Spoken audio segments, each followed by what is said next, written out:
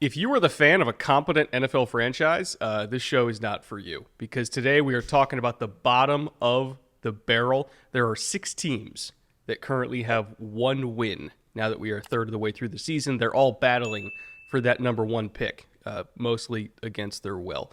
And we're going to talk about all of them today, as well as one team that doesn't have 1 win, but it sure kind of feels like they should, and that's the Dallas Cowboys, who just got the absolute hell beat out of them by Detroit. So 6 objectively bad teams and 1 possibly bad team on the docket today. We're going to talk about how to fix them, what the major problems are, and if any of these situations are able to be turned around, if not within this season, at least by next season. But before we get into all that, EJ, buddy, my co-host, how are you? I'm okay. I'm doing better than a lot of these teams and doing pretty darn well because my team has climbed out of this territory after, decades of existing here. So I have experience. I'm familiar with these situations, and we are going to talk about some teams and whether or not we think that situation will last a long time for them or, like you said, is easily fixable.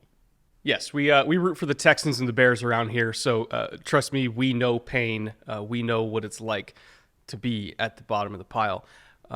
Cowboys fans, however, do not. This is relatively new territory for them. We're used to the Cowboys being either good and then disappointing in the playoffs or just painfully average. Very rarely do they seem outright bad. This seems like a bad Cowboys team. I know they're 3-3. I kind of don't care. This seems like a really objectively bad Cowboys team. Looking at their upcoming schedule, I think it's very possible they start like 3-7, 4-8, somewhere in that realm, and that might be the upper range of where they're going to be this season. Because even if you're looking back at the games they've already played, I think they're lucky to be 3-3. To be honest, they can't stop the run. They can't run the ball. Their offense is extraordinarily reliant on Dak and CD being the 2 best players on the field. And when they're not the 2 best players on the field, this team gets completely run over. They're not physical. They're not deep. They took a couple injuries to their defensive line and their pass rush completely disappeared because all their depth is now in Washington. Like Dan Quinn took it with him. The offensive line hasn't been as good this year. Even, franchise legends like Zach Martin. Like, Martin's coming off the worst game I've seen him play, I don't know, maybe half a decade, I would say. So, literally nothing is going right here. And, you have one of the elite teams in the NFL, Detroit, come to town, who had, for good reason, an axe to grind, and they just emptied every single bullet in that magazine straight into the corpse of the Dallas Cowboys. I don't really know where to go from here. Part of me thinks, okay, blow it up, but it's not like they really have the financial freedom to like truly blow it up. I don't know. This feels just like a listless franchise that's doomed to have a new coaching staff next year with also like not a whole lot of substantive changes that are actually going to fix their issues. I don't know, man. It's kind of bleak. We talk about those teams that are really stuck in the middle, and Dallas is really stuck in the middle. They can beat bad teams, but the reason they're even on this list with their current record, and quite frankly, a lot of the current talent that they have on their team, a lot of people would think that would exempt them from this episode, is the feeling you get watching that team when they play a good team, when they do play a competent, well-stocked roster that is playing well together as a team. When those teams come to town, it never feels close. It doesn't feel like they have a shot in those games. Now, can they run over a team like the Steelers? Well, I wouldn't even call it running over, but they did beat them. They survived them, sure. They survived them, and they've gotten closer in garbage time at the end of some of the other games to make the score look a little better, but that's always what it feels like. It feels like we're patching over the holes.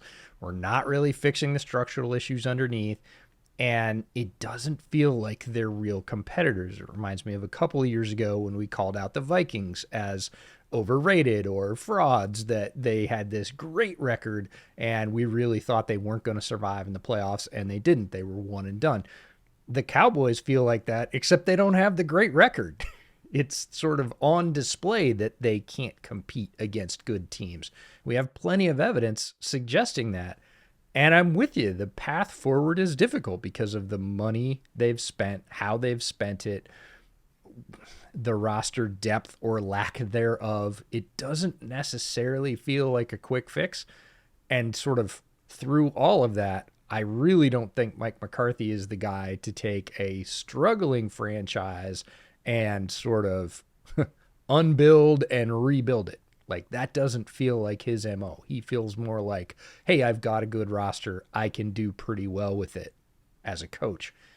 This feels much deeper than that, and I don't really think they have the people in place. They don't have the financial flexibility. So I think there's a lot more questions than answers here, and that while that may not be obvious due to their roster, whenever you watch them go head-to-head with a good team, it becomes painfully obvious really, really fast. With their lack of toughness and physicality in the trenches, I don't want to say lack of talent, because they do have talent. It's just not playing well. Like, they've invested in the offensive and defensive lines many times over the last several years. They're just not playing well.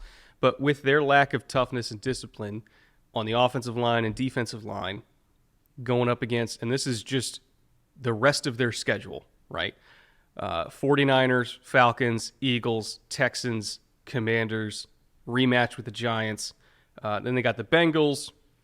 I mean, that just feels like two very similar teams looking at each other in the mirror. Then you got the Panthers, winnable game. Then the Buccaneers, not a winnable game to me. Another rematch with the Eagles, and then finishing it off with the Commanders. How many of those games do they realistically win? Like 3? Maybe? Just because of how soft they are on the offensive defensive line? Like, I feel like the only teams that they can really compete with are the teams that either A, have such a disadvantage at quarterback and receiver, like say the Steelers, that Dak and CD can just get something going and kind of take over the game by themselves, or B, they can go toe to toe with the teams that are equally bad in the trenches, like Carolina in some aspects. It's like one of the only pass rushes that's going to be worse than, or one of the only defensive fronts that's going to be worse than Dallas this year. So again, I feel like this is a 6-win team that is extraordinarily below average. I don't think they're going to be good or bad enough to land a top 5 pick. They're not going to be good enough to make the playoffs. So they're just kind of in this no man's land where they have an extremely expensive quarterback, an extremely expensive receiver, about to be an extremely expensive edge rusher, which in my opinion, I wouldn't rule out a trade of Micah Parsons at this point just to get assets so that they can, manage the cap a little bit better without having literally 3 of the 5 most expensive players in the league and nothing else on this roster when they're not close to competing. And I think Micah's a great player, but the cap does exist. Like, they have to take that into account, and I feel like they need depth more than they need one edge rusher right now. So I wouldn't be surprised if Micah got moved, and then they try to use their own relatively high first round pick, as well as probably a couple first round picks and maybe another second round pick from a Micah trade, and a whole bunch of extra money that gets freed up by not having to pay Micah, to just try to rebuild the roster as a whole, because the roster as a whole is not in a good place right now. And they're going up against, for their next 11 games, a bunch of other rosters that are way better than them. Like, even the Commanders, I don't think the Commanders are all the way there yet, but they're better than what the Cowboys are rolling out there right now. So, I don't know. It's just bleak. Before we move on, I do want to ask you, would you also trade Micah? Am I crazy for even throwing that out there? Because I don't see a lot of other options for what to do. In a vacuum, no, I don't. But this isn't a vacuum. Like you said, the cap is real. The roster limitations are real, especially the offensive limitations. You talked about Dak and CD, and they are amazing. They are great together. You can double CD all day. You can literally send true doubles CD's way all day long and feel pretty good about your chances against the Cowboys, because who else is going to step up and really hurt you? And the answer is nobody right now. They don't necessarily have a back on the roster that's going to do that. They have a good tight end. They have some complementary wide receivers that are more like 3s and 4s, who are absolutely NFL players and can provide some excitement for sure. But in the absence of taking away their top threat, just doubling CD straight up all day, nobody else can turn the tables. And pretty much any competent DC in the league can say, yeah, we're going to make sure that CD doesn't kill us, and we're going to try and make them kill us in another way. And right now, Dallas doesn't have another punch to go to. So because of the financial limitations, because of that limitation on offense, they don't have a lot of choices. Elite edge rushers are very difficult to find, but Micah gives you the flexibility, both in picks and money, to try and address that. Then it's really on the front office, both the pro scouting staff and the college scouting staff, to come up with some options to sort of fill that out and make it so it's not true. Go ahead, double CD. We're going to pivot to X, Y, or Z that they don't have right now. And that makes them, in a lot of ways, at least in NFL terms, quote unquote, easy to beat. And I know Cowboys fans are going to be like, well, we'll never be able to find another edge rusher like Micah again. Like, you know, they don't grow on trees. Well, you were on the clock needing an edge rusher when TJ Watt was there, and you took Taco Charlton over him. So it's not like opportunities never come around to get edge rushers in the draft. You just actually have to, you know, take the good ones, to put it mildly. So I don't know. I just feel like they're not a Micah Parsons away from being a good defense. They're not a number 2 receiver away from being a good offense. It'll help, but it's not all the way there. They're just listless. You know, they're the Jaguars with a better record to me. And that's about as strong of an indictment as I can probably give. We are going to talk about the Jags too, by the way, I promise. They're like the first 1-win team we're going to get into. And I think all the comparisons to Dallas are going to make sense as we get into it, because they are, good God, it's tough.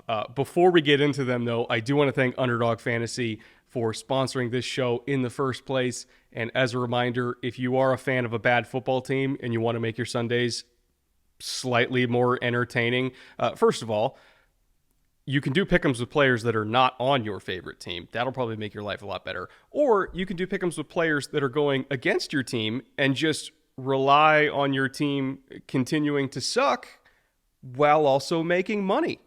So, you know, even if your team loses, at least you're paying for lunch. So, EJ, help me out here. I'm really trying to find like a positive spin on this for being a fan of a bad football team. I think that's actually a good way for NFL fans to escape, as, again, fans of franchises that have spent a good amount of their time below average. It's nice to look at other well-run, competent, dangerous franchises and say, yeah, that guy's going to do something today because his coach knows what to do with him. And then, like you said, profit from that. Yeah, you're just relying on what you know to be true, which is that your team sucks. So if you haven't done pick'ems before, the new customer special for this week is Bo Nix. So if you're brand new to Underdog Fantasy, you can use either the QR code on the screen or the link in the description and use promo code BOOTLEG. You'll get up to $1,000 in deposit bonuses and that Bo Nix free pick. I think that's going up through Friday, and then they're doing a different new customer free pick starting on Friday that I can't remember off the top of my head. Actually, hold on, I have it on the calendar. Aaron Rodgers. Speaking of hard offenses to watch, but, you know, we assume he can at least get half a yard. So, again, if you don't enjoy watching football this year, you can make it slightly more entertaining by doing pick'ems on the side. But in the absence of that, if you find yourself forced to watch the Jaguars attempt to play football, say you're watching another 6:30 a.m. London game, at least it's 6:30 for us, 9:30 for all the East Coasters, we should at least prepare you for what you're about to watch. Because this is, ooh, boy, I'm gonna try to be really, really diplomatic with my words, because I don't enjoy when people get fired. Like, I get it, they're all millionaires. Everybody says, don't feel sorry for millionaires. It's not about the millionaires. Like, it's not about Doug Peterson. It's about all the assistants that are obviously going to get let go when Doug Peterson gets let go. And, like, those are not millionaires. And they got kids. They got families. Like, it's tough to, like, root for people to get uprooted and have their lives, thrown on completely different trajectories. But at the same time, if you watch the Jags play, everybody's getting fired. Like, everybody is getting fired. There is no way out at this point. The season is over. The season is done. Nothing is working. The offense isn't working. The defense isn't working. Doug Peterson is saying we need a culture change when it's like, Doug, you're supposed to be the one changing the culture. What do we pay you for? The fans are over it. I think Trent Baalke's also going to get fired because the roster is just not there right now. Like, there is no positives to look at here. There's at least like a couple positives with Dallas. There's no positives to look at with the Jacksonville Jaguars other than like Brian Thomas Jr. is a really fun player who they don't throw the ball enough to. Like I am grasping at straws to find any hope for Jacksonville right now. And like I thought we were down on them in the summer preview series. I have never been less hopeful about this team than I am right now. It is bad. The culture change piece is not off base, and you're correct. It's the guy responsible for that culture change saying we need culture change. Well, yeah, we all know we can see that. My hope in Jacksonville lies in the fact that they do have a bunch of good players on offense and on defense. Are they playing up to their potential? Absolutely not. I put out a tweet yesterday during the Bears game that said the Jags are playing disaster ball right now. They are absolutely making it so hard on themselves. Penalties, missed opportunities, backing themselves up, not hitting things that are open. They dropped 4 touchdowns yesterday. Everybody's like, Trevor sucks. I'm like, they dropped 4 touchdowns. Like, here's what's crazy about that. That's normal for them. I know. Like, that is even when Calvin Ridley they was didn't there, even blink. Like, you could do a 5-minute cut up of just like Calvin Ridley almost scoring touchdowns last year, and that like this is normal. Like they're second in terms of red zone penalties. They get down there and then they do a hold or they do a false start and they set themselves back and they can't close the like. This team, when it comes to like situational football, is the worst situational football team in the NFL. And it's not even really close. Like, the coaching job is so bad. Like, if you get that out-coached by Matt Eberflus, you're getting fired. I'm sorry. You just are. And it's not only him. Like, the coaching and front office combo, which is where we'll start with all these teams, I'm not sure about either side here. We had serious reservations about Trent Baalke a couple of years ago.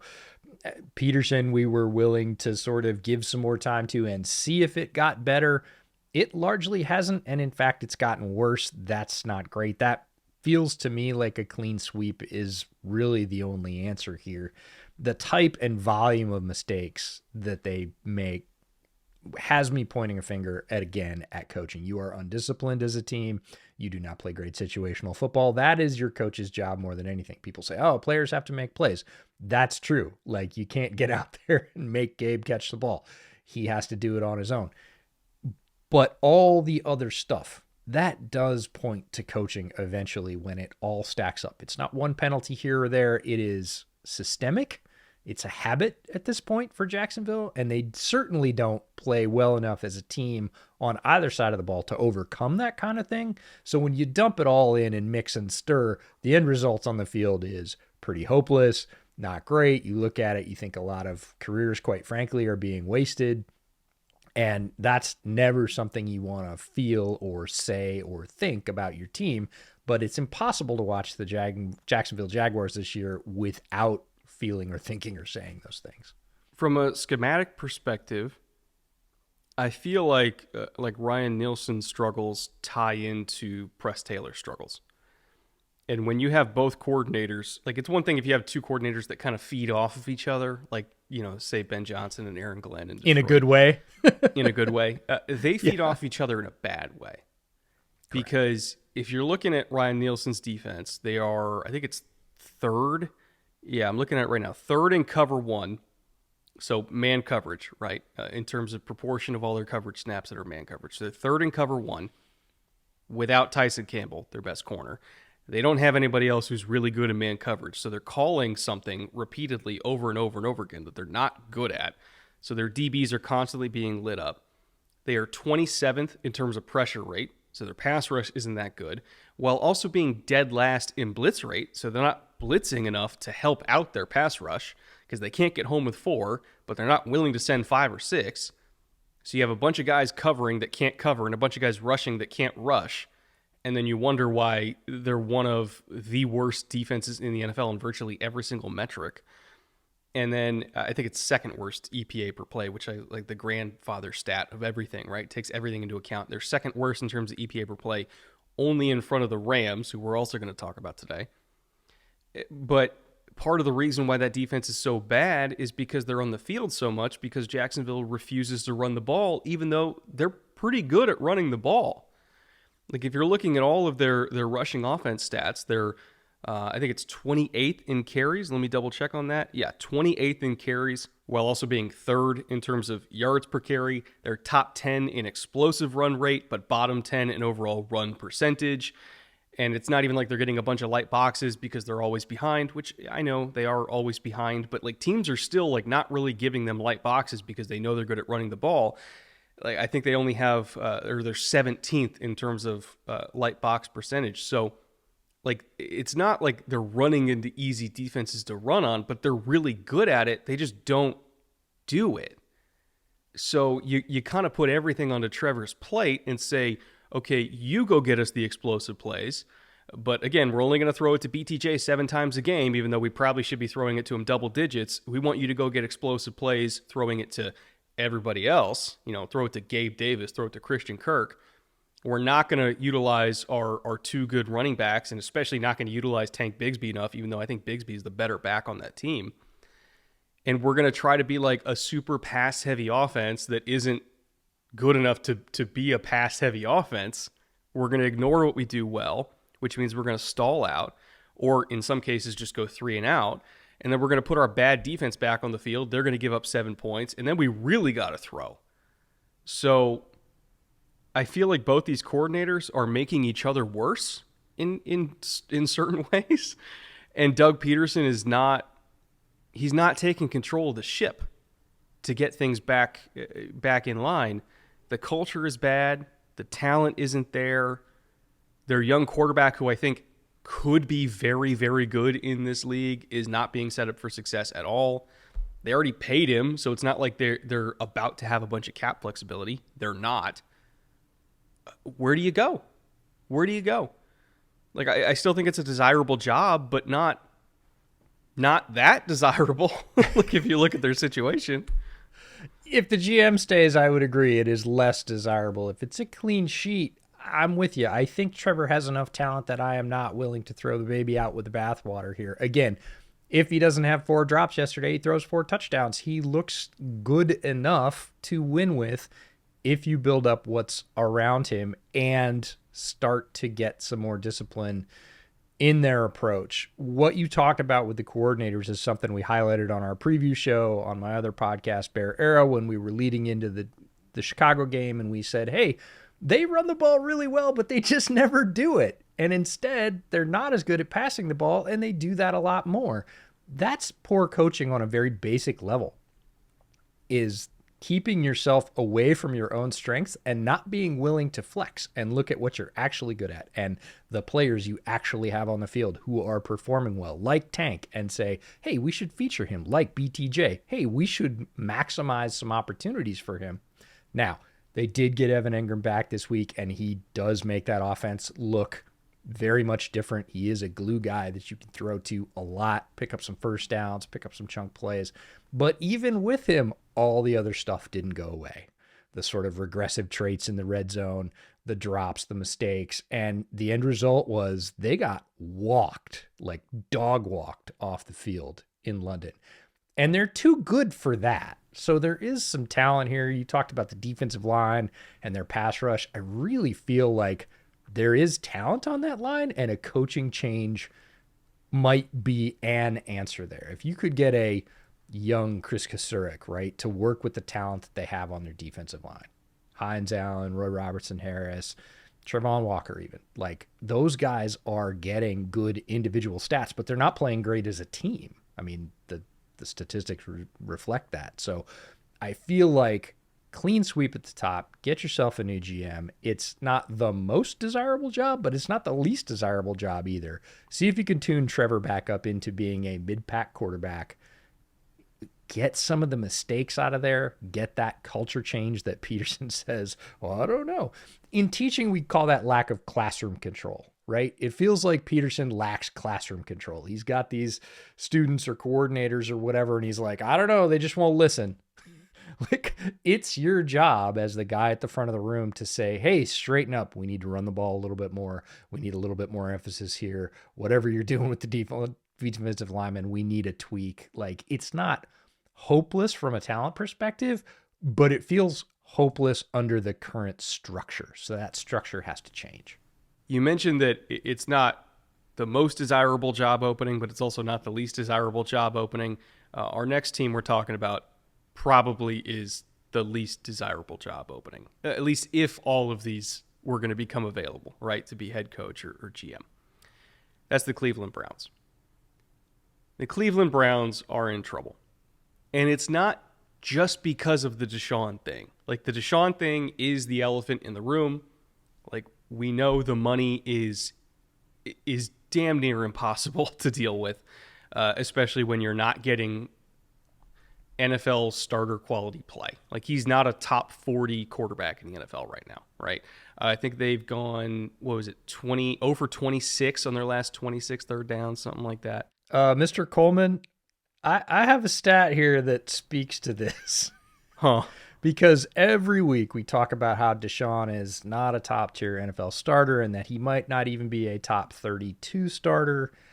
So Mike Sando came out with a stat this week that blew my doors off. Watson's EPA, we just talked about EPA, per pass play ranks 590th out of 592 quarterbacks who started their first 6 games of a season since 2000. 590 out of 592?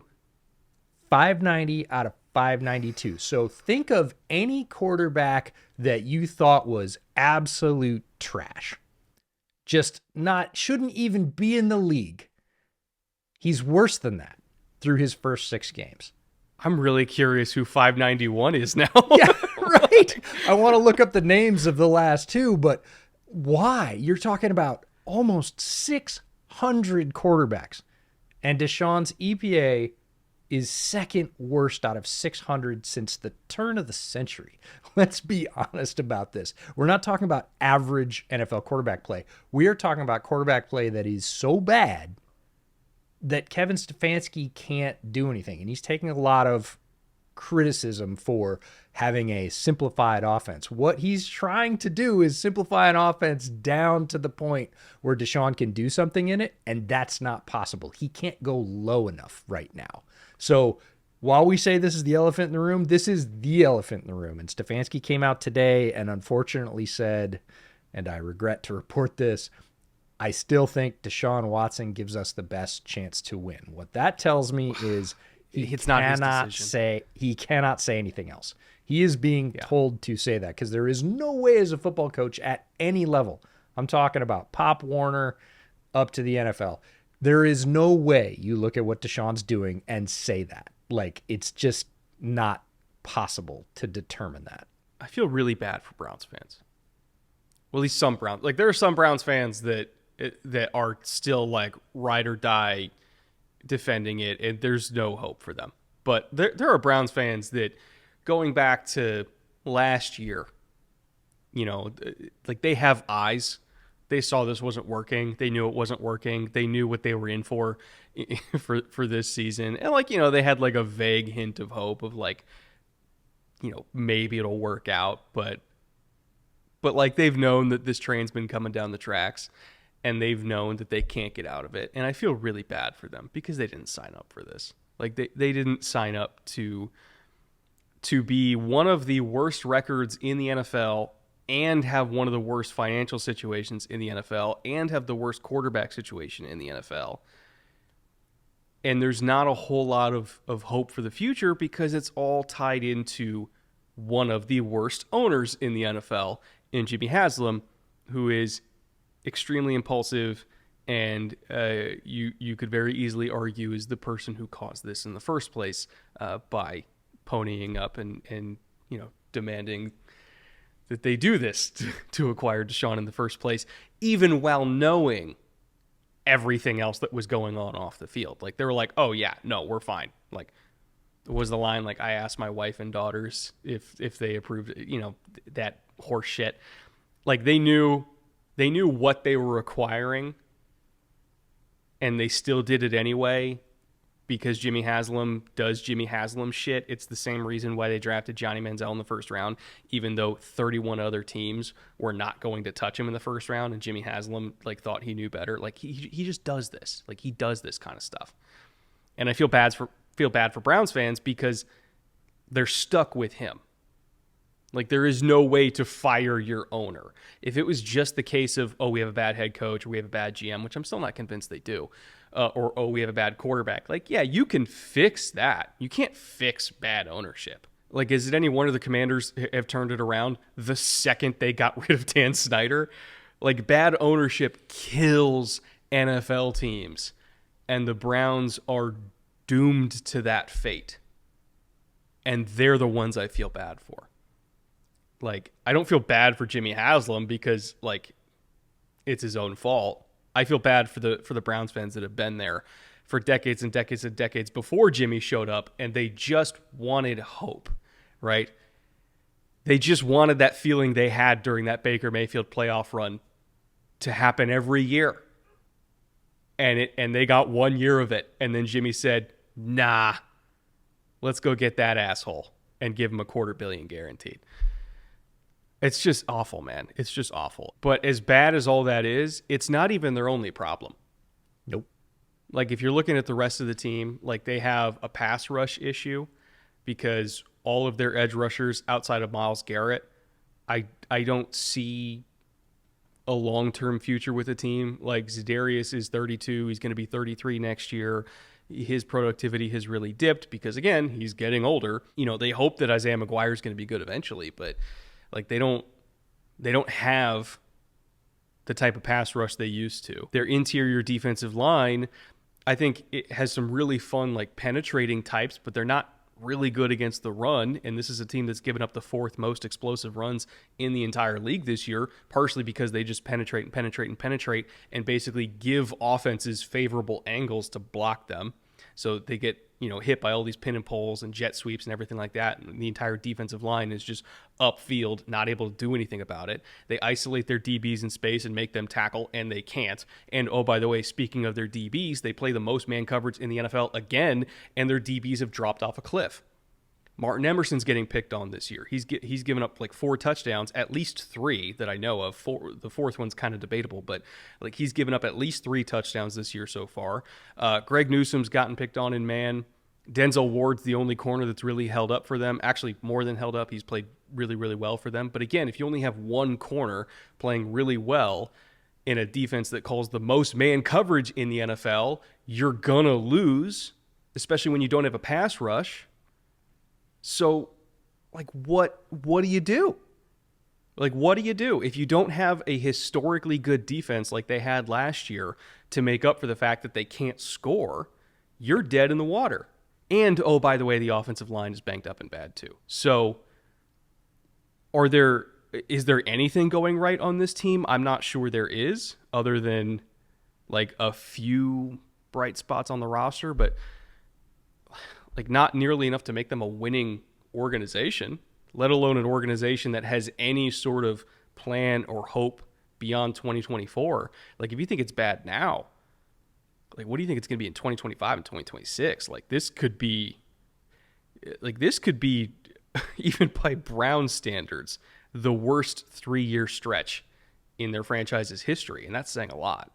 It's really hard because windows close quickly in the NFL. 2 years ago, we were bullish on this roster. We said openly and many times we thought it was one of the very best in the NFL. Top 3 pretty easily in terms of talent, end to end. Pretty much every unit was loaded. The offensive line, as you mentioned, it's banged up, and it's not as loaded as it used to be. They are not at the same level they were when they were being heralded as the best line in the NFL, which they were for a time. If Cooper's traded, which is possible, that wide receiver, the remaining wide receiver unit as it stands now, looks underwhelming, and that's putting it nicely. God, the Jerry Jeudy deal's really blown up in their face, hasn't it? I mean, you're looking at Jerry Jeudy and Elijah Moore. Now, we liked Elijah Moore a lot, but his pro career has not panned out the way we thought it would, and neither of those guys are alphas. So if you take the one alpha out of the room, you're left with, 2s and 3s or 3s and 4s, depending on how you see it. And that's not even talking about the quarterback situation, which I do feel like is the brightest light in the room, but not the only light going on. There's lots of things when you lift up the corner of the rug here where you go, ugh. Chubb coming back from another major knee injury at 28. Not a sure thing. He already had a very serious one that nobody thought he would come back from. He came back and was one of the best backs in the NFL. Can he do it again, close to 30? At this point, he kind of seems like Frank Gore. He seems like he'll just keep going no matter what, but that's not a sure thing either. You talked about the defensive line. It's got some dudes, but it doesn't really have depth. And again, they've had injuries, so the depth comes into play, and they don't play very well. Linebackers are pretty good, 3 deep, but depth would be good, down the board. And the secondary is this two sides of a coin thing where they have, if you're talking about individual talent, I think it's one of the most individually talented secondaries in the league. But secondaries don't play well based on only individual talent. You have to play well as a team, and the other 2/3 of the corners are not really holding up their end of the bargain this year. So a secondary we thought of as loaded with guys on guys only 2 years ago is now looking kind of thin because these high-level starters are not playing at a high level outside of Denzel Ward. So there's a lot of cracks in the foundation, and this is what happens with NFL windows. If you squander them or have bad luck for any particular reason, and look, we talked about it at the top of this segment, Browns made plenty of their own bad luck here with a terrible, historically terrible quarterback choice. You squander the window. Guys get old, contracts run out. It happens really fast. And then you basically have to decide, is this a full teardown, like all the way to the top? Or is this a partial teardown? We think we can just go to the studs and, put up some new cladding here and we'll be okay. And those are difficult decisions for teams. But the Browns, I'm with you, they're not going anywhere this year with the quarterback play they've gotten. They don't have anything on tap next year that's going to change that we can see functionally. The money is a significant problem, and everything's just going to be a year older and more broken. What do you really do? And it's hard to start a teardown in advance, but they take usually about the same amount of time. And if you don't start it now, you're just kicking that can down the road. And that's the reality staring Cleveland in the face, which I don't think a lot of people think is the case. But if you, again, lift up the corner of the rug and shine a light here, that's what you see. One quick note, and then we'll get back to the show. We're finally starting the fall season, which means lots of family events, holidays, and football Sundays with friends. And you want to look good when you go to all these events, I hope. And that's where Manscaped comes in. I don't own many grooming products, but when you want to take care of yourself and look good, Manscaped has what you need to do it. You don't have to go out and start shopping for individual products or even put together a list. They've got it all for you in one place in the Performance Package 5.0 Ultra, and it's the easiest thing ever. In the Performance Package, you get the Lawnmower 5.0 trimmer, the Weed Whacker 2.0 for ear and nose hair trimming, the Crop Soother Ball aftershave lotion, the Crop Preserver anti-chafing ball deodorant, and of course, the comfy Manscaped boxers and a Shed toiletry bag so you can take it all with you on the road when you travel.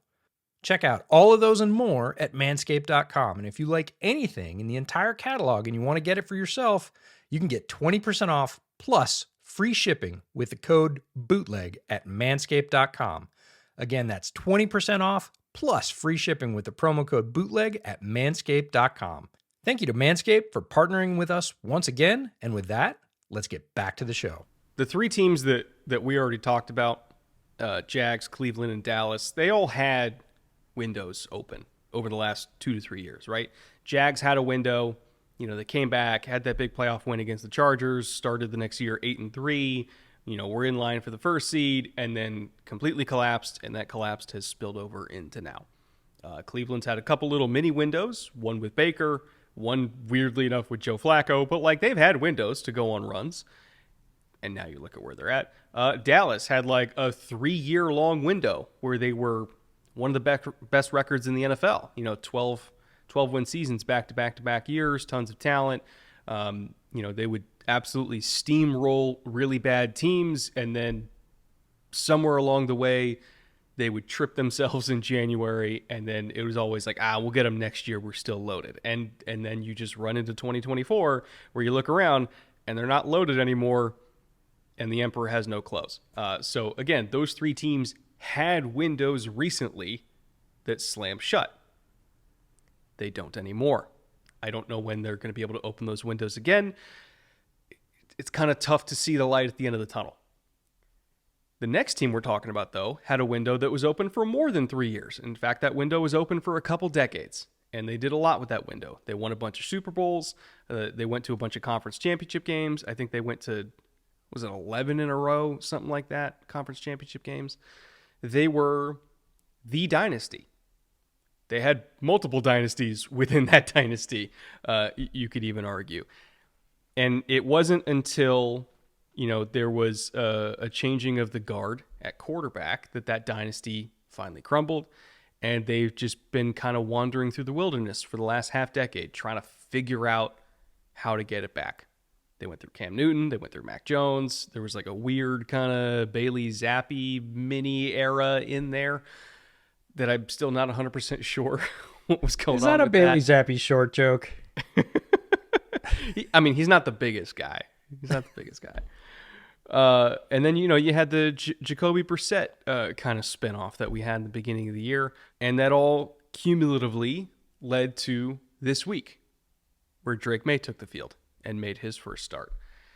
And I think Drake May is the first of these quarterbacks of all the different ones they've tried since the end of the Brady era, which was 2019, I think it was, right? So we're about 4 to 5 years since then. Drake May is the first of these quarterbacks that you can honestly look at him and say, I think that's the one. Like, he looks like he belongs. He obviously has the requisite talent. Like, he's way more talented than Mac Jones ever was. I know Mac Jones was also a first-round pick, but if we're being realistic about it, as prospects, May was a way better prospect than Mac Jones. And there was physically a ceiling on what Mac was going to give you. And there is a ceiling with May, but it's pretty darn up there, like physically speaking. He's got the arm, he's got the mobility. He is one of the most physically talented quarterbacks in the league. The tape was great. He put up 2 really, really strong years as a starter at North Carolina, and he was seen consensus as a top 5 player in the draft. Mac Jones was not when Mac was coming out. Bailey Zappi was not that quality of prospect. Jacoby Brissett, like, we've always known what Jacoby is. Cam Newton, like, his shoulder was shredded by the time he got to the Patriots. So, like, Drake May is the first quarterback since Tom Brady that has the talent and the pedigree that makes you think possibly, maybe, could be the one to open that window back up. And then he played. I'm not saying every throw was perfect. There were a couple he wants back, like that first pick was, say, not ideal. But when he launched that ball to Kayshon Boutte, that go ball down the sideline for the touchdown, on Derek Stingley, who's one of the best corners in the NFL, and you saw him look at Boutte, get even with Stingley, and again, it was a wide split. He's like, I can't put this on the sideline. I have to throw him back inside. I have to trust him to go get it and adjust to this ball. I'm going to put it in a spot where Stingley's not going to be able to track it.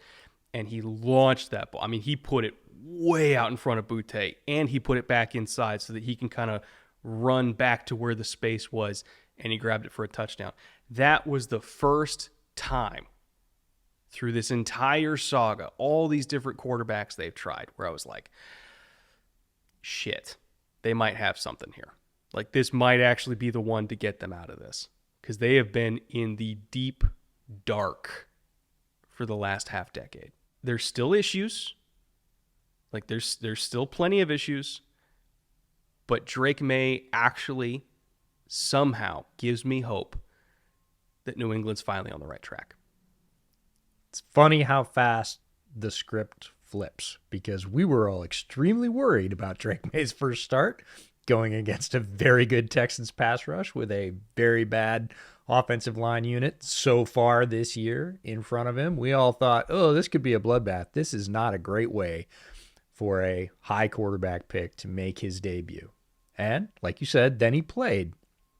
Mistakes are going to be made. He's a rookie quarterback.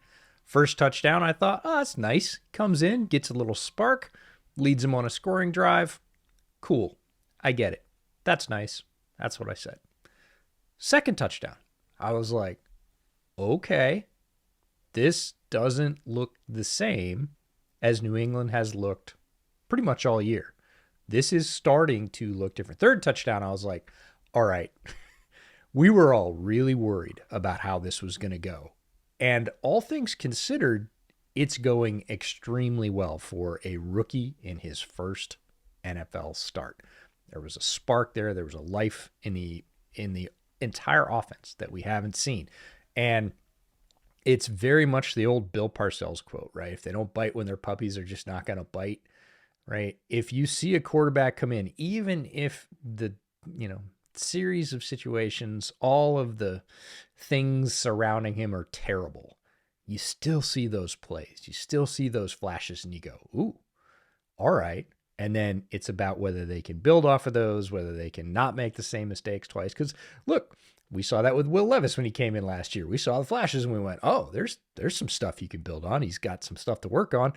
We'll talk about that in a minute. But with Drake, there was hope. And the Patriots haven't had hope. And the rest of the team played better around him, even though the situation wasn't ideal, even though the pass rush was good. And I think guys who are on the field on the opposing side are going to look back at that game and go, man, we're really glad we got him early before he started to heat up. And that is not something the Patriots have had over this last 4 or 5 years. It is extremely important. Is it everything, like you said? No. The coaching and front office, look, it's new. I'm not going to pass judgment on them. They're not even a full year into this. We'll see how it goes over several cycles. That's the way you judge those things. The defense is in solid shape. Do they need help? They do. They need edge firepower in a very bad way. The offensive line played better yesterday. Are they going to play better, throughout the year with the talent they have currently assembled? Nope. They need some investment there too. They need some more pass catchers, especially a deep threat. We saw May's arm certainly on tape, and it doesn't really feel like the Patriots have a good, consistent, deep speed complement, and they're going to need that because Drake can leverage it in a way that all those other guys that you mentioned couldn't. So there are pieces they need to put together here, but we say it all the time. If you don't have a quarterback, you're not going anywhere. And the Patriots, for the most part, since Brady's been gone, have not had a quarterback. They might have a quarterback now, so they can start looking at all these other needs, and they have one superpower on their side, one of the most valuable in the entire league, a rookie quarterback contract. And if he turns out to be able to play well, they've got the resources over the next, again, we talked about it, windows are short, 2 to 3 years to build up that supporting cast around him and see what they've really got here. And that is probably the most important thing that came out of yesterday, really, for Patriots fans in the last 4 or 5 years. And, we say, oh, the offensive line played better. What that really means is they were only the 10th worst in terms of pressure percentage allowed, not the worst. Come on, man, bar's low. like he still got lit up. And that's why I was worried about playing him against Houston, because I'm like, buddy, we're gonna put him out there against Will Anderson and Daniil Hunter behind statistically one of the 3 worst offensive lines in the league. Like, ugh.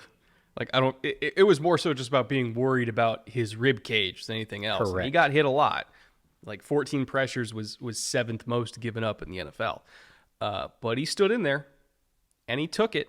And yes, there were growing pains. There were some mistakes, but like you said, the flashes were there. And they were certainly there with enough frequency that made me think, okay, just get him through this year healthy. Let him see some live bullets. Let him get used to the speed. Let him make some mistakes. Like, honestly, some of these mistakes might be good for him. But also just let him learn how to be a pro. And then we can get into, the 2025 offseason and use the flexibility of this quarterback contract and all the cap space they're going to have, which they have a ton of space, then we can use that flexibility to build a team around him that is not going to get him killed. And we hope that he takes a year 2 jump, right? As far as what they should prioritize getting for him, like a true left tackle, like a star left tackle, I know easier said than done. There's a few coming out in this draft, or really a couple coming out in this. It's not like the deepest tackle class, but they exist. Like, they do exist. And this is nothing against Vidarian Lowe. I think he has played so much better this year than anybody expected Vidarian Lowe to play. But he's still like capable backup, like spot starter if a guy gets hurt you can survive with type of left tackle, not okay, we can count on him as our every week starter type left tackle. He's like a boy, I'm not even going to say he's Braxton Jones, because even then, like, I still rely on Braxton Jones more than Vidarian Lowe. But he's kind of that type of tackle, right? Where you're really not going to say no if you have an option to upgrade. And that's, in draft parlance, that's what he is. Vidarian Lowe is not keeping me from drafting anybody I think has superior talent. Like, I'm not looking at my roster and going, well, we got Vidarian Lowe, so I'm not really looking at tackle. No, if you've got the chance to go after a very good left tackle, you bring him in. And, worst/best case scenario is they compete. Like, that's not a terrible thing to have. But Lowe is not a guy that is going to keep you from looking at that spot on your roster. It's like when Chargers fans were like, why would we take Joe Alt? We have Trey Pipkins. It's like, oh, buddy, that's not the same. No. That's not the same at all. Like, no, don't do that. You take the better one, right? But Vidarian's not been their biggest issue up front. It's really been the interior. There's been kind of a... I'm not even sure if the Patriots know what they want for their interior trio. For starters, David Andrews, we're not sure if he's coming back. Nasty injury that even...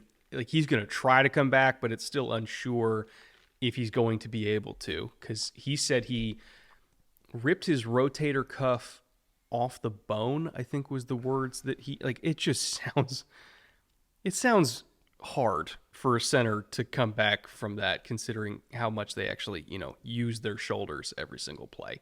And then at the guard spots, they really wanted Layden Robinson to work out, and he was just giving up pressure like crazy. So Onwenu's at guard, and then you got Michael Jordan at left guard, which is interesting because in the summer it seemed like they really wanted C.D. So to be a starter for them, and then they settled on Michael Jordan, and I know they really like Michael Jordan, but I'm still not sure if even the Patriots know what they want their trio to be, because their trio now is different than the trio they envisioned in the summer. And credit to them for, making changes on the fly and trying to just find a combination that works. But we are already up to 11 different Patriots offensive linemen that have at least 30 pass rush reps, and we're 6 weeks into the season. So they've just been trying to figure it out, and I'm still not sure if they even know what they want. And then at right tackle, again, let's just say they need help. So if they, this offseason, spent a bunch of money, i.e. Carolina, to bring in guys that they know they can just plug and play and start and not worry about it, and then also spend like one premium pick on a tackle, I would feel a lot better about their offensive line. Like, they're cobbling it together, they're making it work, but it's still like not really, like, they're just surviving, they're not thriving. Carolina recently went through this, and now you look at Carolina this year, and they are the best pressure percentage allowed in the NFL. So it is possible to remake an offensive line. New England's going to have to do that. Secondarily, they need a true, consistent deep threat. They need their own Will Fuller. I like Jalen Polk a lot. I don't see him as that. Like, he is more Jacoby Myers, not Will Fuller. And I look at all the cut-ups of him against press coverage, and like, I don't think he has the gas to like really get over the top consistently on like really, really talented NFL press corners that all run like 4.39. Like, you need gas outside. I could even see them, if they want a vertical threat that has great deep ball tracking ability and has worked with Drake before, I could see them reaching out to the Colts and seeing how much they want Josh Downs. And just throw something out there, because I don't think they're going to get Pickens from the Steelers, because the Steelers don't have any receivers, so they got to need George Pickens. And obviously the Ayuk thing was not going to happen, but they still need that. Like, they still need an outside receiver with vertical ability to pair with Polk, who is more of that like strong number 2 Jacoby Myers type, as well as Pop Douglas, who's like your dynamic slot player. I also think they need, as you mentioned, an every down edge, because Josh Uche is not an every down edge. He is a pass rushing role player, but they need their new Matt Judon, who can also play on early downs. They don't have that. So, like, this is still at least one off season away from having that structure around Drake May. Like, they're not close. Well, I shouldn't say they're not close. They're not there, but the shopping list is manageable. Like, it is manageable to get all of that in one off season. It's going to be expensive. Yeah, It's going to cost premium picks. Yep. But they can do it. They can do it. Houston did. Yeah, it's possible. It's not going to be cheap because we're talking about premium positions. We're talking about tackle, edge rusher.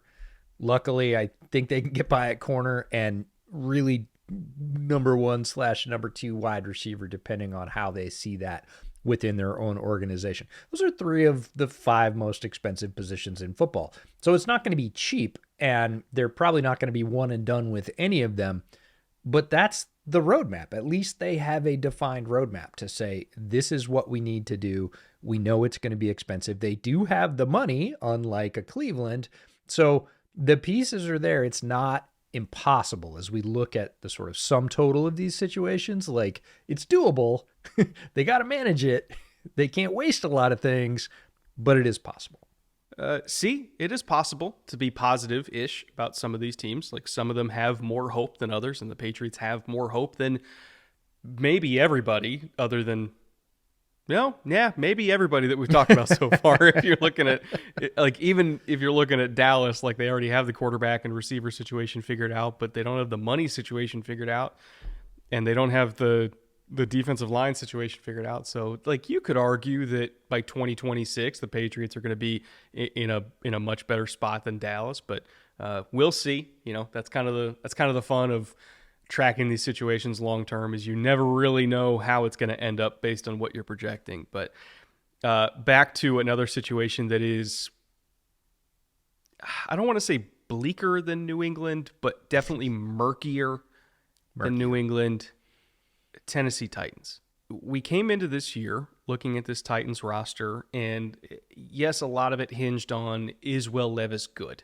Like, we don't know. Like, is Will Levis good? And I think the general theme of us watching the Titans this year was finding out that answer.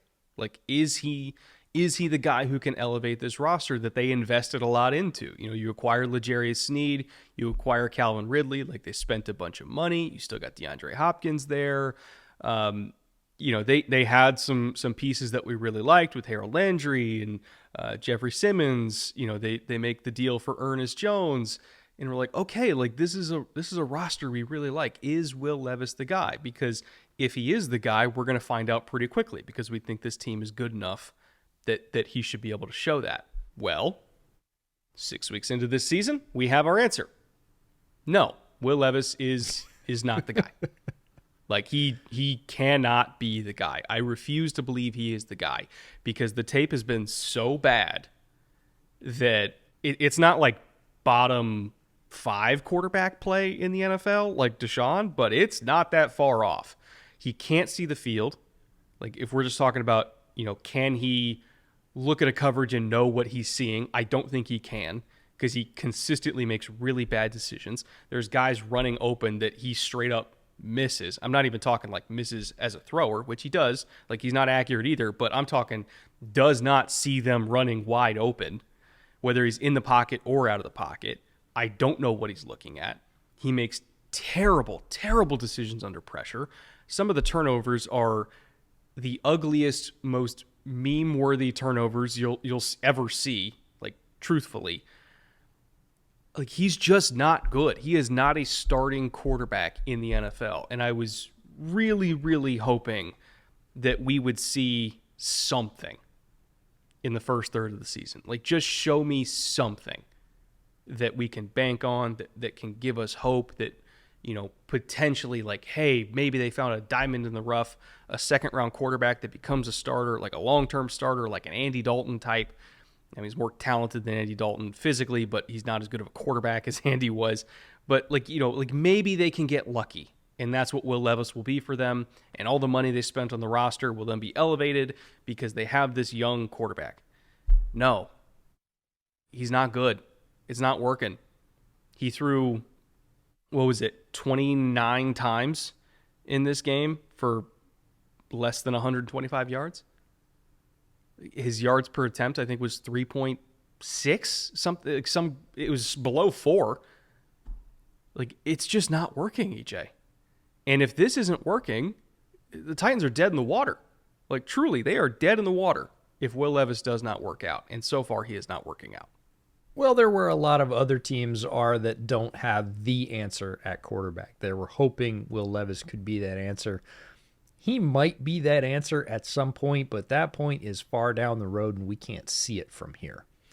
He is a work in progress. If you're, house shopping, if you're the Titans and you see this one with the realtor, it comes with the needs work label, right? You talk about the physical talent. There's a ton of physical talent, and what the Titans hoped for was that they could connect that physical talent, hone it down, and hope that he could manage the aspects of quarterbacking in the NFL that are really important, like ball security and vision and the ability to string together drives. And right now, the extremely high highs of his physical talent are wildly overshadowed or completely overshadowed by the wildness, which is the one thing that's pervasive when you watch the tape from this year, is the absolute what in the hell wildness to quarterbacking that just can't really be overcome in the NFL. We talk about 2 or 3 or 4 plays that turn every game.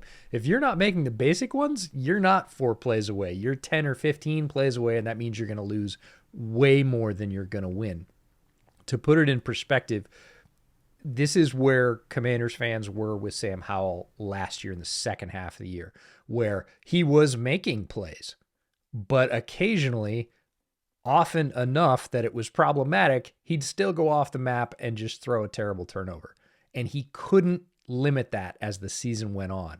And right now, I would say Levis as a quarterback is less developed than that and still adding all those turnovers on top. And that's not something that a young team can overcome. It's certainly, I don't think, something that a rookie head coach can overcome. So the answer is the Titans don't have the answer at quarterback, which puts them in the same bucket as quite a few teams in the NFL, but that just means you have to go back to the well.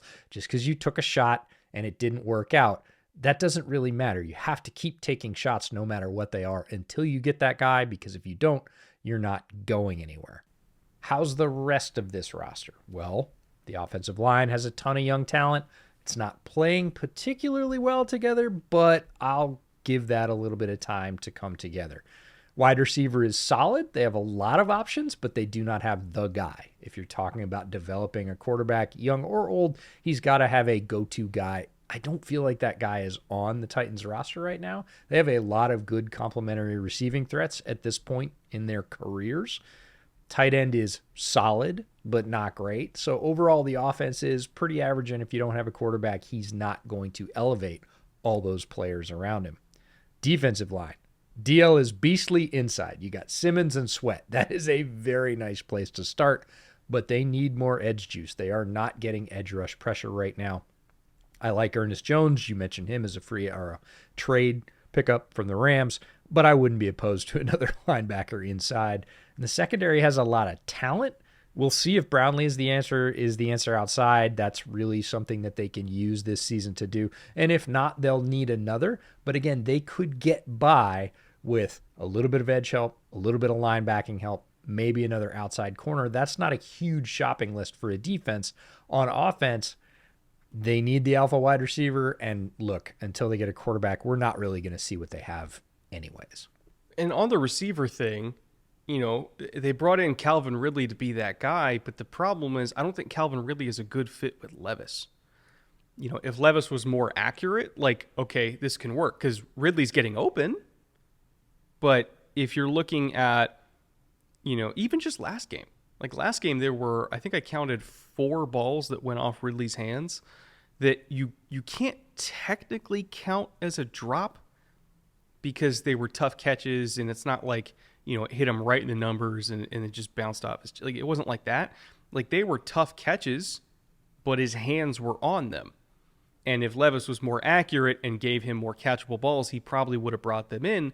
But also, like, you're paying Calvin Ridley all this money to help out a young quarterback that is not very accurate, that doesn't have, CJ Stroud level ball placement. And DeAndre Hopkins doesn't have the juice anymore to get open like Calvin Ridley can, but Hop has the hands, to kind of, what's the word? Give him like a margin of error in terms of where he places the ball. Calvin Ridley doesn't give you a margin of error. It has to be a perfectly placed football or he's not going to catch it.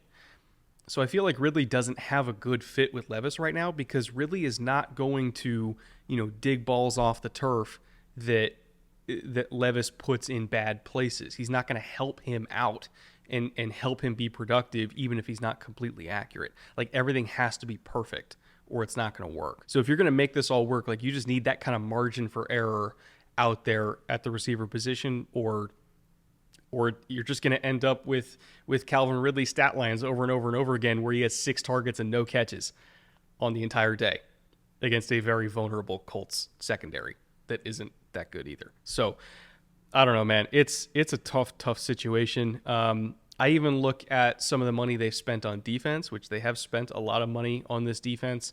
They acquired L'Jarius Sneed, who is not playing as well in Tennessee as he did in Kansas City.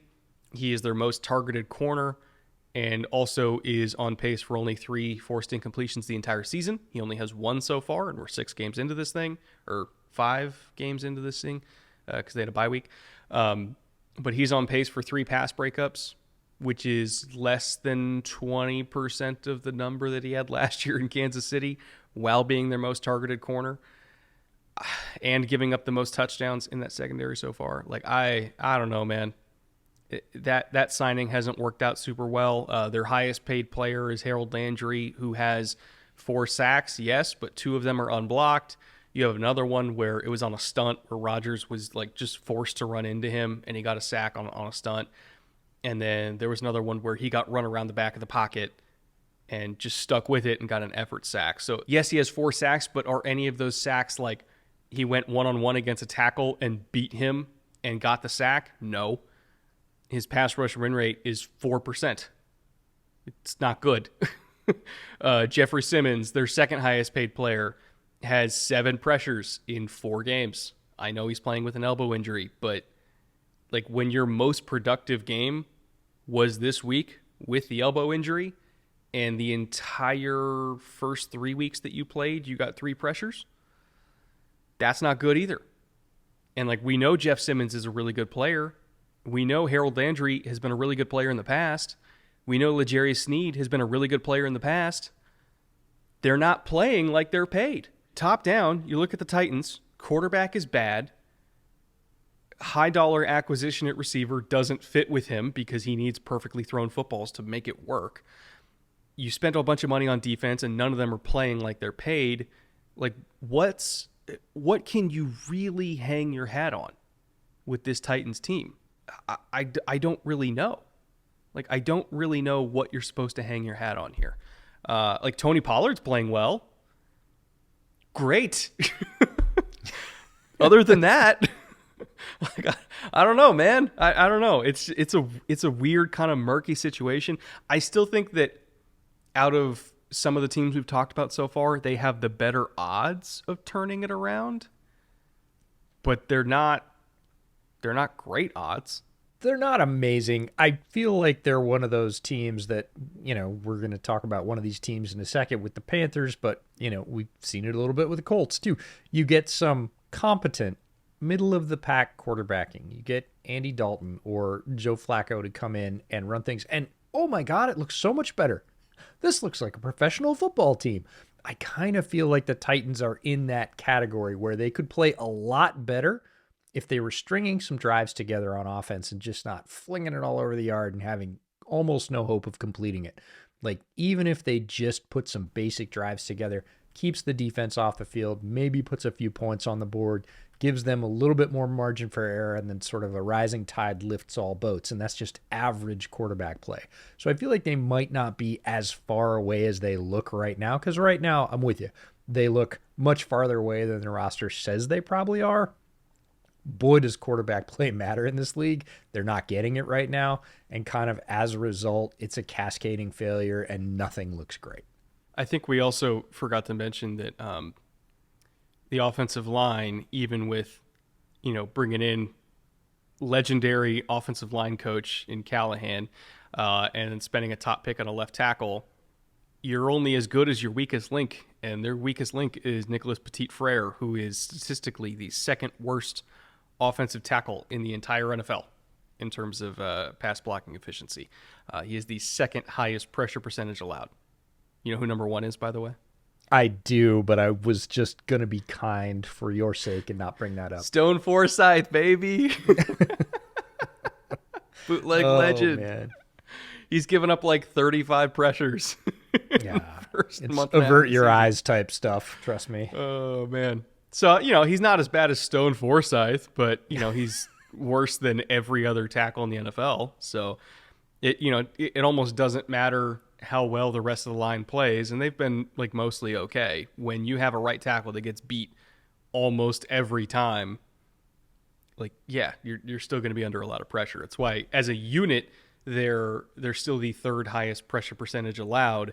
Individually, most of them are doing okay. It's just you look at Nicholas Petit-Frere and you're like, good God, like, it's terrible. Speaking of bad offensive line play, by the way, next team on the docket, we're going to keep this one relatively quick because it's the easiest one to explain. The Rams have one win. If the Rams were fully healthy, they would not have just one win. I know that seems like a cop-out, but if you're looking at the quality of the players that they have injured, they're pretty important, right? Puka and Cooper Kupp, and they've taken so many injuries to the offensive line. Matthew Stafford, he's still playing, but he's Matthew Stafford, so he's playing through injury because he's him. It's rough. It's really rough. And I think if the Rams were fully healthy, I'm not saying that they would be at the top of the NFC because they also have their own issues, especially on defense. They wouldn't only have one win, so I kind of chalk it up to that. I chalk it up very heavily to that because, again, all injuries and injury reports are not created equal in terms of the amount of quality you lose. It's not just number of starts, it's the quality of those starts as well. And if you're talking about quality starts the Rams have lost to injury this year, they're right there at the top of the list. And a lot of that's going to rebound now. Stafford, you talked about, he's playing very well right now. He is still playing very well, but he's doing everything he can with not a lot around him. And at some point, and I know I've been saying this like a broken record for the last 4 years, he will have to drop off. All that stuff is going to add up, or he's just going to walk away. He's going to say, hey, I've done enough. And then you're back in the bin with a lot of these other teams trying to solve the quarterback problem, because I don't think the heir apparent is currently on the Rams roster. So you can wait for next year to sort of rebound to, we'll call it normalcy, with a lot of these injured starters returning. The defense, the young defensive line they have is amazing. Really, really good. Everything else on defense is pretty suspect. They thought they could get by without Ernest Jones. They thought they'd be fine at linebacker. They're not fine at linebacker. The safeties and the corners are, I'd say, sort of batting above their weight right now, but like... Oh, they can't cover. They're pretty light. So really, I love the young defensive line and all the investment there, and that is one way to build a defense. They've got a lot of investment to do on that side of the ball in the second two levels of the defense in order to be functional, to be middle of the pack, to be reasonably good. So on offense, they can wait for a lot of those injured starters to return. On defense, they got to continue investing in ways that they typically haven't, especially at linebacker. And then the Stafford question just kind of hangs over them. If he keeps soldiering on, awesome. If he doesn't, that's a major question they're going to have to address. Yeah, I know you're trying to be nice. This secondary I'm trying to be sucks. nice. This secondary sucks so bad. especially compared to how it's been in recent years. Again, we talk about windows closing, and let's talk about a mini window just for the Rams secondary, not for their whole team. Look at where their secondary was 2 years ago, 3 years ago. This is a pretty quality secondary. They had a lot of guys. They've had a ton of attrition. They've let some guys go. They've let some contracts expire. I get that. What's left needs work. They have no explosiveness on the back end. They had explosiveness on the second level in Ernest Jones. Like he was an impact player for them at linebacker, and I'm still not 100% sure like what happened there. Like I don't know what brought about that because he said he was willing to play like without a new deal this year. I don't know what happened. I really don't know what happened. Like they thought they had answers behind Ernest Jones. They don't. Like they really don't have answers behind him. And I don't know if that was just because of, bad in-house evaluation of their depth players or thinking that they could coach him up or what. But like Roseboom is like literally statistically one of the worst coverage linebackers in the entire NFL. And I'm not saying that Ernest Jones was Fred Warner out there, but he could cover and he could better really than that. rush. He's better than that. He's one of the best pass rushing linebackers in the NFL, and he was a big part of their pass rush last year. Like he gave them answers for teams that, would try to go back on backer because he would just whip every single running back in pass pro. And I feel like the only thing they can hang their hat on right now defensively is, if it's a big if a game is close enough where they can rush the passer and they're not just having the ball run on them over and over and over again because they're behind, but if the game is close enough where they actually can rush the passer, they can rush the passer. That's all they can do. They cannot cover anybody. It's why their defense is the worst in the NFL in terms of EPA per play allowed. Like even worse than as bad as you think Cincy is, as bad as you think the Commanders are, the Rams are worse. Like they don't need just one DB. They need like 5 new DBs in 1 year. I will give a shout out to Quentin Lake because he is trying to hold the world up by himself. He is playing solid football, but again, secondaries are a lot like offensive lines. If you have failures all over the place, if there are multiple holes popping open in the dam, you can only plug so many of them with your own hands. And in doing so, you're probably not doing your primary job, whatever it is in that defense, as well as you would be because you're trying to do a little bit to the left and a little bit to the right, and therefore you get spread too thin and the whole thing falls apart. Quentin Lake, solid football player. Again, if he was surrounded with more talent, I think he's a serviceable dude. At this point, I feel bad for all the guys in that secondary because week after week it looks really rough. I think out of every team we've talked about today, the Rams are the most realistic one to bounce back and have a very, very strong 2025. But for 2024, this year might already be over kind of before it even began, which is unfortunate because I picked them to go to the Super Bowl, but we won't mention that again. But like they could bounce back very strong with 2025. Like the bones are there. They're not going to be there for very long. Like they're at the end of their window, but it's still sort of kind of open, but it's next year's it. Like next year is the last one to me. All right. Last team, of course, the Carolina Panthers, the only other team that also has one win in the NFL. And this one is interesting because it's not the most dire. I mean, it is dire. Let me rephrase. It is dire, but it's not, oh my God, there's no way out of this dire. Like I do see a path forward. The problem is it is a very, very hard path to walk. And it requires the Panthers to do something that they already failed to do, which is evaluate quarterback talent in the draft. If you're looking at offensive line, like they rebuilt the offensive line. They have an offensive line that a lot of teams would love to have right now. The best in the NFL in terms of pressure percentage allowed. They have some young weapons that we really, really like. Deontay Johnson. Like we both really like Liget. We're both big fans of Chuba. They took Jatavian Sanders out of Texas last year, who was a receiving tight end that we think, has some potential here. Not to be like a Sam Laporta type, but still to be like an effective receiving tight end in the NFL.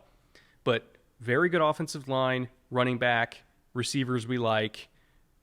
They could still use some depth there, but like they have guys. The issue though is they don't have a quarterback, and they don't have a pass rush. And this is a quarterback class that I'm not sure they're going to be able to find anybody that's better than what they have now. So, unfortunately for Panthers fans, they might have to endure another year of this kind of murky Bryce Young, Andy Dalton situationship under center that we don't really know. We don't really know if they have an answer at quarterback on the roster. Well, we think they don't. All I think they can realistically fix this offseason is their pass rush, because this is a loaded defensive line class in the draft. But I'm not sure they're going to be able to really dig themselves out of the major hole, which is quarterback, until 2026. The problem is that relies on them being bad enough in 2025 to get the guy in 2026. And once they fix their pass rush, when you take into account everything else that we listed off that we think is pretty decent, I'm not sure they're going to be bad enough to get the guy in 2026. They might, unfortunately, be really bad now, really average next year, which means they're not going to get the quarterback, which means they're doomed into this cycle of then becoming really bad and then really average and then really bad and then really average. Like, this situation is kind of the hardest one, because other than them intentionally tanking for like Arch Manning, I'm not sure there's like a true long-term way out of this. You've put me in an odd situation here where I get to be the bright light of hope. You, of all people. I know. I'm not used to it. We're expanding our horizons here, Brett. All right. So here's the way I see that they can get out of this. If they do. Again, it's a narrow path. It's difficult to walk. It is for all NFL teams. Go after edge talent in this draft. Double dip if you have to, because I'm not sure that there's a quarterback in this draft that you love. If there is, say there's some guy in the second or third round, right, that he's a Spencer Rattler type in terms of where he ends up in the draft, and Canales loves him, sure, spend a pick on that. But your high picks, get some pass rush, because this draft is full of them, and there's some real talent there. You've got a decent offensive line. You've got decent pass catchers across the board. You've got running backs you can work with. Quarterback, yes, is the hole. But if anybody in the NFL is equipped to take a quarterback that somebody else didn't like and turn them into gold, it's Dave Canales. He's literally done it twice. Did it with Geno. He did it with Baker. That's a pretty good resume. If anybody can weasel their way out of this with some other quarterback that some other team discards and gives up on, it might be Canales, because that's what he's going to have to do for all the reasons you laid out. They're going to play themselves into purgatory next year. Their offensive line is way better. That's a great start. They're going to get some young fire breathers on the pass rush. They're going to get their best player back from injury on the defensive line next year. Like, they could play themselves into the middle of the pack very, very quickly. To accelerate beyond that, you need some good quarterback play, which we don't see on the roster. Canales is the guy that's shown the ability to do that. He's going to have to do it again. It's not easy and it's not guaranteed, but that's the one way I see that they could sneak themselves back into being a, bottom tier but playoff team, is resurrecting yet another quarterback off the scrap heap and having them play at the top of their capacity for a year or two. I could see them making a serious effort to try to get Darnold back.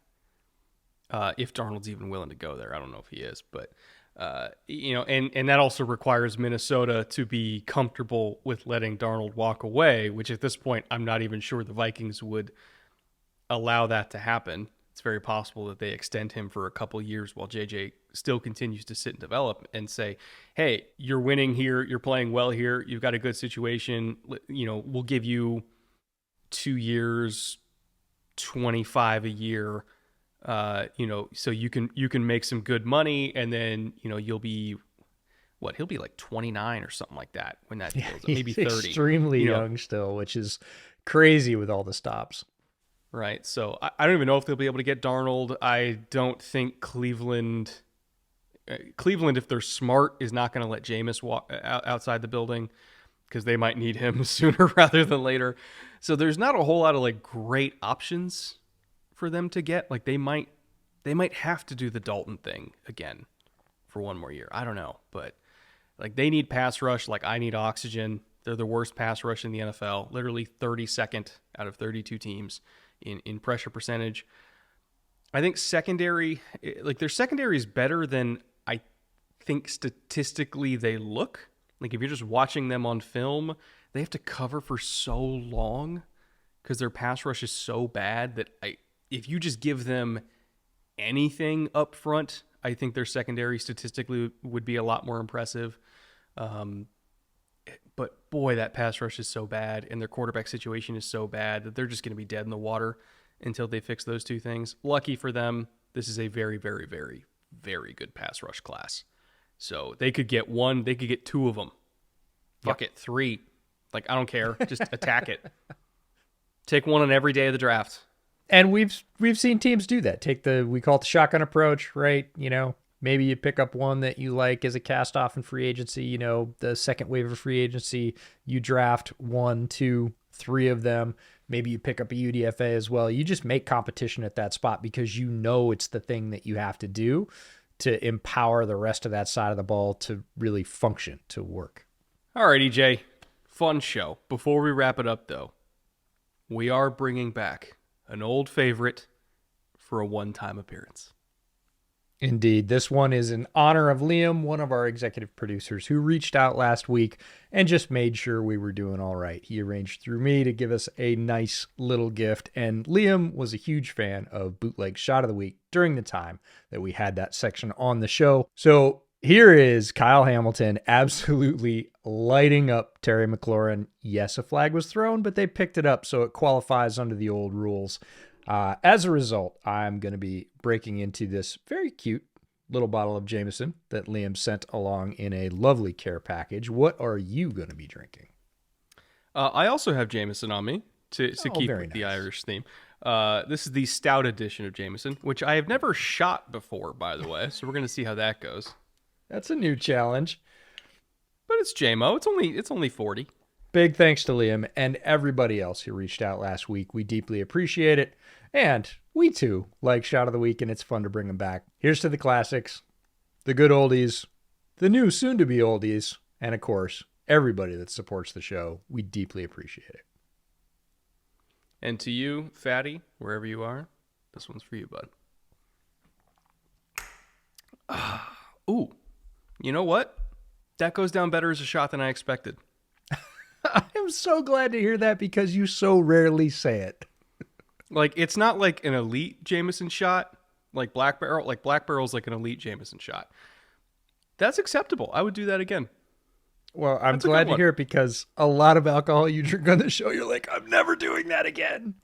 Well, to be fair, I also do a lot of overproofs and like cask strengths. And I don't know if you've ever tried to shoot something that's 120, but you're just pouring lava down your throat. But this is nice. It's 80. Yeah, as a matter of fact, I have. And, you know, largely I've given up on that. But nice way to end the show. Hope you enjoyed this one. Sometimes we like going off script and doing more of a concept episode instead of just game recaps. We figured this was a good way to talk around some of the teams at the bottom of the league that we're not going to be talking about so much down the stretch, and to give fans of those teams a little insight into how far away we think they might actually be. I also want to echo EJ's sentiment. Thank you to everybody who is potentially very down bad right now. If you're a fan of any of these teams who sat here and listened to this whole show, I know it's the most negative show we've ever done, but we weren't trying to do this just to be dicks. We were doing this to try to give context for why these teams are bad and if maybe any of them have any avenues to be fixed. And some of them do, admittedly. So again, we're not doing it to tear down teams. We're just trying to do it to give insight into why bad teams are bad.